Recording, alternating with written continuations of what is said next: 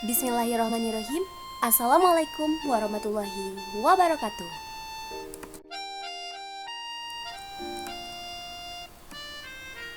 Halo, selamat datang di YouTube channel MPI Syamsul Ulum 2020. Perkenalkan, saya Hana Nurasana dari Prodi Manajemen Pendidikan Islam semester 3A. Kali ini saya akan menjelaskan mengenai konsep dasar sosiologi pendidikan sebagai tugas akhir dari mata kuliah sosiologi pendidikan yang diampu oleh Ibu Yulantiani Legistia, SPDI, MPD.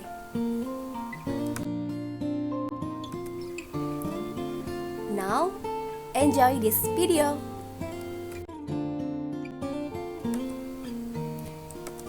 Konsep dasar sosiologi pendidikan.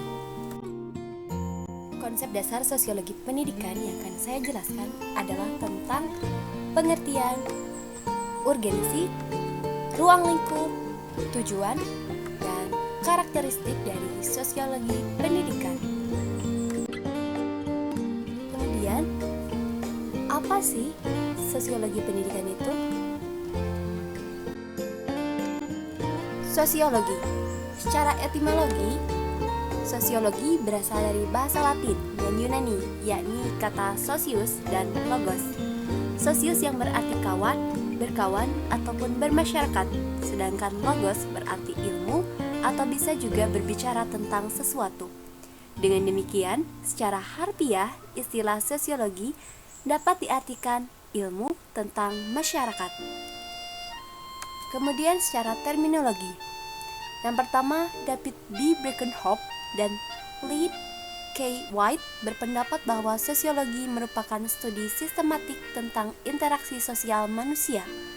Penekanannya pada hubungan-hubungan dan pola-pola interaksi, yaitu bagaimana pola-pola tersebut tumbuh kembang, bagaimana mereka dipertahankan, dan juga bagaimana mereka berubah. Lalu yang kedua, menurut Paul B. Horton dan Chester L. Hunt, berpandangan bahwa sosiologi sebagai suatu ilmu pengetahuan yang mempelajari masyarakat. Pendidikan.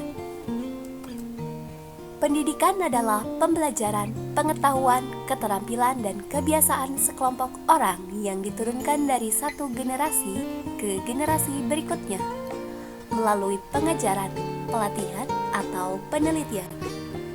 Pendidikan sering terjadi di bawah bimbingan orang lain, tetapi juga memungkinkan secara otodidak. Pendidikan berkenaan dengan perkembangan dan perubahan kelakuan anak didik. Pendidikan bertalian dengan transisi pengetahuan, sikap, kepercayaan, keterampilan, dan aspek-aspek kelakuan lainnya kepada generasi muda. Jadi, pendidikan adalah proses mengajar dan belajar pola-pola kelakuan manusia menurut apa yang diharapkan oleh masyarakat.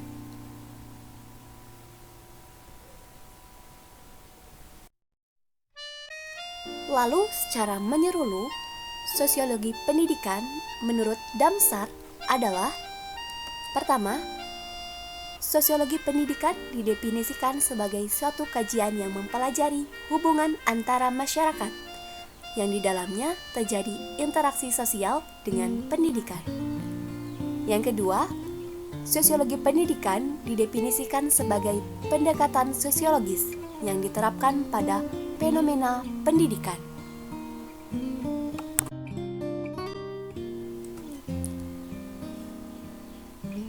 Mengapa sosiologi pendidikan itu penting?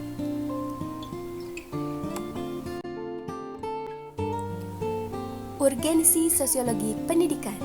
Yang pertama, pendidikan mau tidak mau harus bisa menyiapkan sebuah generasi yang siap memasuki masyarakat yang berubah menuju masyarakat berbasis pengetahuan. Yang kedua, praktisi pendidikan dapat merumuskan cara menetapkan orientasi yang relevan dengan dunia yang berubah di satu pihak, namun di lain pihak dunia pendidikan tidak mengalami distorsi dan disorientasi. Yang ketiga, pendidikan memerlukan perangkat pisau analisa sosiologis karena ia bukan sekedar mesin atau teknologi pembelajaran saja. Dan yang terakhir, pendidikan sebagai agent of social change. Di satu sisi, dituntut mempunyai fungsi transformatif, yaitu pendidikan menjadi jembatan untuk memajukan masyarakat agar tidak ketinggalan dalam dinamika perubahan.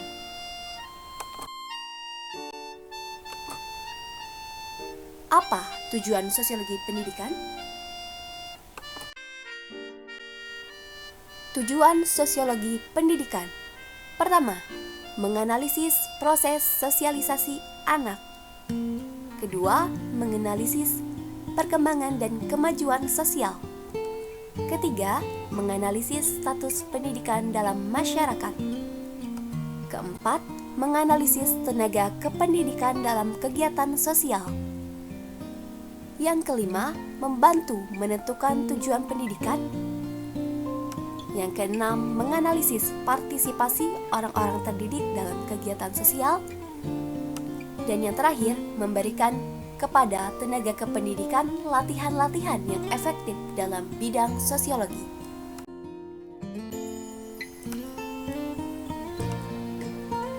Ruang lingkup sosiologi pendidikan. Pertama, hubungan sistem pendidikan dengan aspek-aspek lain dalam masyarakat. Yang kedua, hubungan antar manusia di dalam sekolah. Yang ketiga, pengaruh sekolah terhadap kelakuan dan kepribadian semua pihak di sekolah. Yang terakhir, sekolah dalam masyarakat. Mengenai hubungan sistem pendidikan dengan aspek-aspek lain dalam masyarakat. Yang pertama, fungsi pendidikan dalam kebudayaan. Yang kedua, hubungan antara sistem pendidikan dengan proses kontrol sosial dan sistem kekuasaan atau politik. Yang ketiga, fungsi sistem pendidikan dalam proses perubahan sosial dan kultural atau usaha untuk mempertahankan status quo. Yang keempat, hubungan pendidikan dengan sistem tingkat atau status sosial. Dan yang terakhir, fungsi sistem pendidikan formal bertalian dengan kelompok rasial, kultural, dan sebagainya.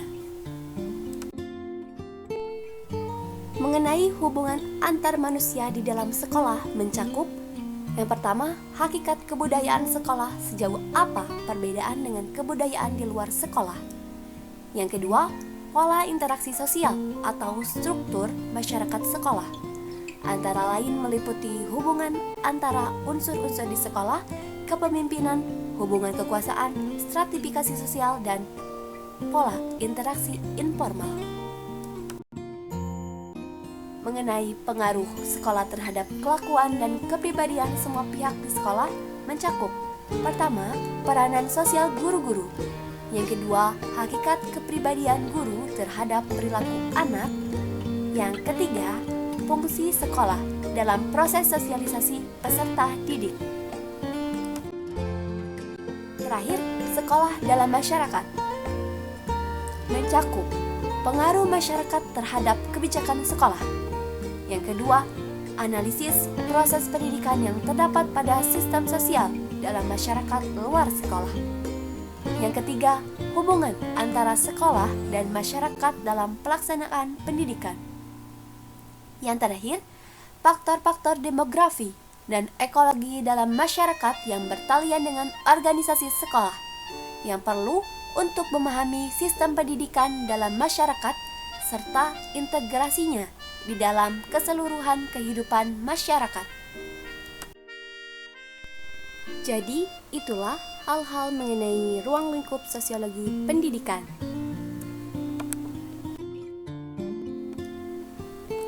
Lalu, bagaimana cara mengidentifikasi sosiologi pendidikan? Mengidentifikasi sosiologi pendidikan bisa dengan karakteristik sosiologi pendidikan. Dan karakteristik sosiologi pendidikan yang pertama adalah bersifat empiris, yang kedua bersifat teoritis, yang ketiga bersifat kumulatif, dan yang terakhir bersifat nenotis. Kesimpulan, menurut Damsar, sosiologi pendidikan dapat didefinisikan dengan dua cara, Yang pertama, sosiologi pendidikan didefinisikan sebagai suatu kajian yang mempelajari hubungan antara masyarakat yang di dalamnya terjadi interaksi sosial dengan pendidikan. Kedua, sosiologi pendidikan didefinisikan sebagai pendekatan sosiologis yang diterapkan pada fenomena pendidikan.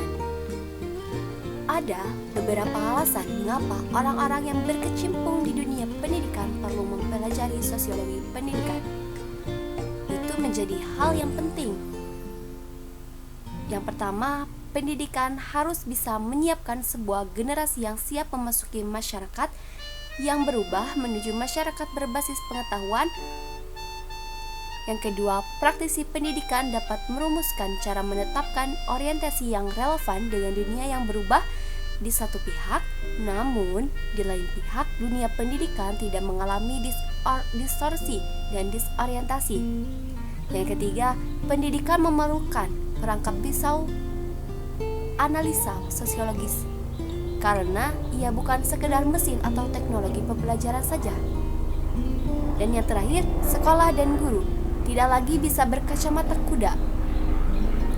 Lalu masalah-masalah pokok yang diselidiki sosiologi pendidikan antara lain meliputi yang pertama, hubungan sistem pendidikan dengan aspek-aspek lain dalam masyarakat, kemudian hubungan antar manusia di dalam sekolah, kemudian pengaruh sekolah terhadap kelakuan dan kepribadian semua pihak di sekolah dan sekolah dalam masyarakat. Lalu tujuan sosiologi pendidikan pada dasarnya adalah untuk mempercepat dan meningkatkan pencapaian tujuan pendidikan secara keseluruhan. Pendidikan nasional berfungsi mengembangkan kemampuan dalam membentuk watak serta peradaban bangsa yang bermartabat dalam rangka mencerdaskan kehidupan bangsa, bertujuan untuk berkembangnya potensi peserta didik agar menjadi manusia beriman dan bertakwa kepada Tuhan Yang Maha Esa, berakhlak mulia, sehat, berilmu dan cakap. Lalu, kesimpulan terakhir, Auguste Comte membagikan sosiologi atas statika sosial dan dinamika sosial. Sosiologi tersebut mempunyai ciri sebagai berikut: bersifat empiris, bersifat teoritis, bersifat kumulatif, dan bersifat menotis. Akhir kata, terima kasih dan wassalamualaikum warahmatullahi wabarakatuh.